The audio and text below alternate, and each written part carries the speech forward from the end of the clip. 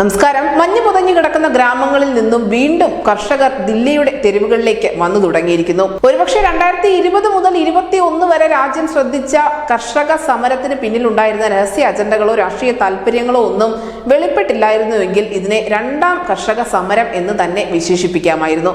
പക്ഷെ ഇപ്പോൾ അങ്ങനെയല്ല അവസ്ഥ. അതിന് പിന്നിലുണ്ടായിരുന്നത് ആരൊക്കെയെന്നും ആരൊക്കെയാണ് ഫണ്ട് ചെയ്തതെന്നും എന്തായിരുന്നു അതിന് പിന്നിലുള്ള രാഷ്ട്രീയ താല്പര്യമെന്നും ഒക്കെ ഇന്ന് സാധാരണ ജനങ്ങൾക്ക് മനസ്സിലായിട്ടുണ്ട്. എന്തായാലും കർഷക സമരം വീണ്ടും തയ്യാറെടുത്തുകൊണ്ടിരിക്കുകയാണ് അണിയറയിൽ. പക്ഷേ അത് അത്ര പെട്ടെന്നൊന്നും ഭരണകൂടങ്ങൾ അനുവദിച്ചു കൊടുക്കില്ല എന്നതിന്റെ ശക്തമായ സൂചനകൾ പുറത്തു വന്നു തുടങ്ങിയിരിക്കുന്നു. സംയുക്ത കിസാൻ മോർച്ച ഫെബ്രുവരി 13 ദില്ലിയിൽ പ്രഖ്യാപിച്ച മാർച്ചിന് മുന്നോടിയായി കൂടുതൽ നിയന്ത്രണങ്ങളിലേക്ക് കടന്നിരിക്കുകയാണ് ഹരിയാന സർക്കാർ എന്ന റിപ്പോർട്ടുകളാണ് ഇപ്പോൾ പുറത്തു വരുന്നത്. കുപ്പിയിലോ മറ്റ് കണ്ടെയ്നറുകളിലോ ഇന്ധനം നൽകരുത് എന്നാണ് സോനിപത് ജില്ലാ ഭരണകൂടം ഇപ്പോൾ പെട്രോൾ പമ്പ് ഉടമകൾക്ക് നൽകിയിരിക്കുന്ന നിർദ്ദേശം. ട്രാക്ടറുകൾക്ക് 10 ലിറ്ററിൽ കൂടുതൽ പെട്രോൾ നൽകരുത് എന്നുകൂടി ഉത്തരവിൽ പ്രത്യേകമായി പരാമർശിക്കുന്നുണ്ട്. കർഷക പ്രതിഷേധവുമായി ബന്ധപ്പെട്ടവർക്ക് ഇന്ധനം നൽകുന്നവർക്കെതിരെ ജില്ലാ ഭരണകൂടം സോനിപത് ജില്ലാ ഭരണകൂടം നടപടി സ്വീകരിക്കുമെന്നുകൂടി വ്യക്തമാക്കിയിട്ടുണ്ട്.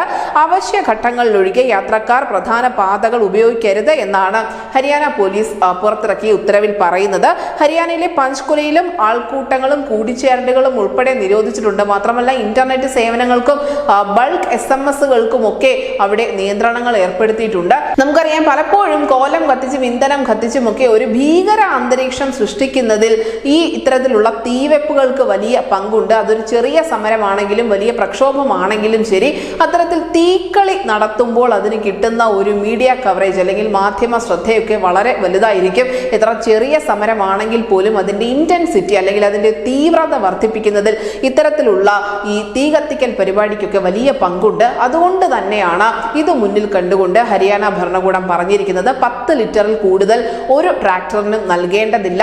അതിനോടൊപ്പം തന്നെ കുപ്പിയിലോ മറ്റ് കണ്ടെയ്നറിലോ പെട്രോൾ നൽകരുത് എന്ന എല്ലാ വിധത്തിലുമുള്ള മുൻകരുതൽ എടുത്തുകൊണ്ട് തന്നെയാണ് ഭരണകൂടങ്ങൾ മുന്നോട്ട് പോയിക്കൊണ്ടിരിക്കുന്നത്. അങ്ങനെ നിരോധനാജ്ഞയ്ക്ക് മേലെ വലിയ ഒരു തട ഭരണകൂടം ഇട്ടിരിക്കുന്നു. തീർച്ചയായും ഫെബ്രുവരി 13 എന്താവും രാജ്യ തലസ്ഥാനത്ത് സംഭവിക്കാൻ പോവുക എന്നതിനെ കുറിച്ചുള്ള വലിയ ആശങ്ക രാജ്യത്ത് നിലനിൽക്കുന്നുമുണ്ട്. News desk news India Malayalam.